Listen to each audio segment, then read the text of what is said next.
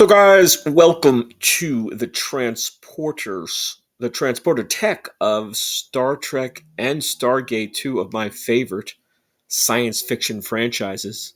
I love Star Wars too, I don't want to leave them out, but as you know, or I think you'd know, Star Wars doesn't utilize matter, energy, conversion, transformation, transporter technology. That is Star Trek, who did it first back in 1966, and Stargate, which debuted as a feature film in 1994. So, over the years, when I, of course, started watching Star Trek first, I loved the transporter. I still do. The lights and the sound energize, beam me up. All right, we love it. We love it. We're Star Trek and Stargate fans or science fiction fans.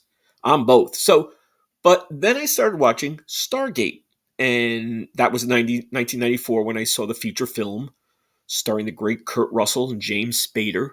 Love it. And then, of course, SG-1, the TV show. And I was like, you know what? The rings, and now this they call it the ring transport of Stargate. To me, they seem more, dare I say, realistic than Star Trek, or at the very least, the technology, the hardware employed seems like it could work better, more accurate.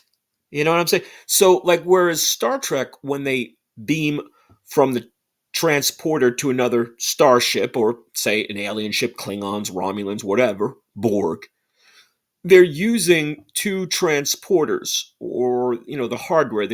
They're interconnecting sort of hardware. They call, I guess, the transporter matter stream and the buffer, which is great. And then like the great episode Relics with Scotty, and he was stored in the buffer for like 100 years or so. But with Stargate, and that's great. Or rather, let me finish with Star Trek.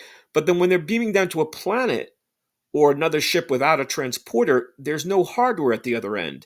It's sort of like saying you're beaming a signal, like a radio signal, or like say cell phone, and the other device, cell phone, is not there to transform it, to decode it, to listen.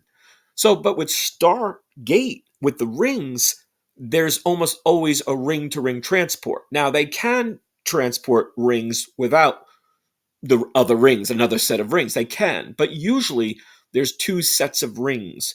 So you're going sort of from like a transporter to a transporter. And I guess for me, seeing those rings pop up, they always, imply and sort of comfort me and assure me that's hardware and that's able to decode it better. So does that make sense? Maybe not. That's me. I love them both, but something about the Stargate ring transport seems a little bit more true. It rings true. It rings a little bit more true to me, and I think for that it's kind of cooler. But I love them both. What do you think? What's your opinion? Give us some feedback. Which do you prefer? Transporter? Beam me up, Scotty, or ring transport? Hope you're enjoying. Hope you're subscribing. See you soon.